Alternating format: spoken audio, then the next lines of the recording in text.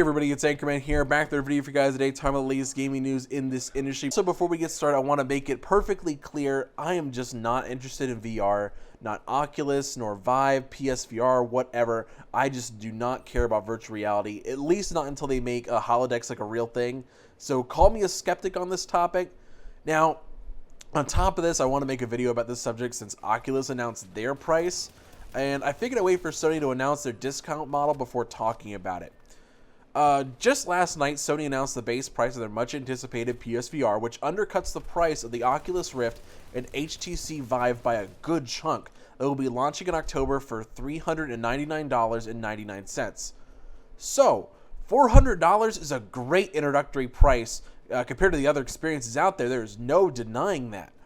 Now, there's a few things that concern me, more specifically that they're being ignored. First off, Sony is being really Sheisty about this pricing. Now, I told you they would do this back on my old channel, that they would artificially lower the price of PSVR by unbundling or selling just the headset alone, and that's what they've done here. Now, what they aren't telling anyone is that the PS camera is required for PSVR to even work. Not only that, but they aren't including that in the PSVR headset bundle. And I hear the typical reasonable responses like, but Anchorman, it's more options for consumers who already own PlayStation camera, which is a fine, totally understandable response. But I also hear some really insane shit like, but Anchorman, it's just like PlayStation Plus. It's understood there's an additional cost for PSVR to even work. Yes, I did actually hear this yesterday. You see, this would have been one thing if the PS4 had been bundled with the camera and everyone already had one. But that's just not the case here. Not everyone has a PlayStation camera, and the bundle assumes you already have one.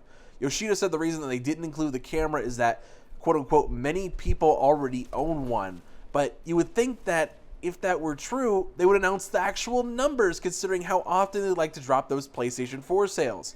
Now, there is a bundle with all the equipment you need for the full experience, which Sony didn't announce the price for. They knew this because they wanted the good press and only announced the lower price because they wanted everyone to throw around that $399 number when at bare minimum you'll be spending $450 for the bare bones experience.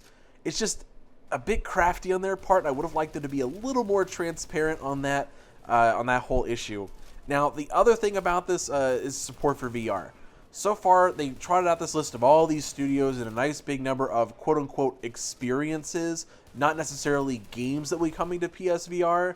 But again, the concern comes from games and whether these will be full-fledged games and not just VR support for existing games like Star Wars Battlefront, which, by the way, sounds pretty damn awesome.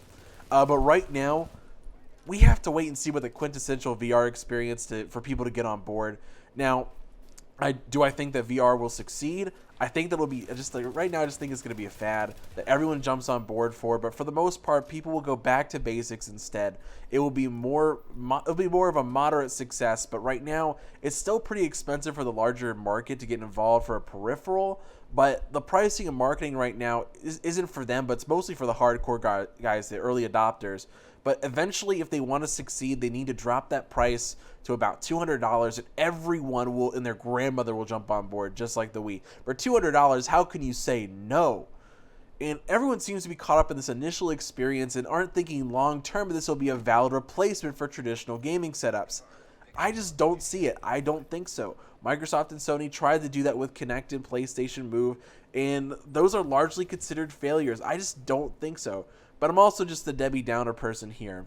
So anyway, those are my thoughts on VR. I have very similar thoughts across the whole spectrum. I don't think that the game support's going to be there overall. I think it's a little fad. But anyway, those are my thoughts on the whole issue. I hope you guys have a good day. And remember to go check out Tony's podcast. Link to that is in the description below.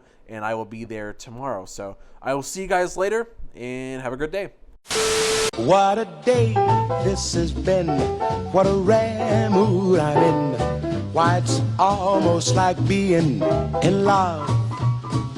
There's a smile on my face for the whole human race.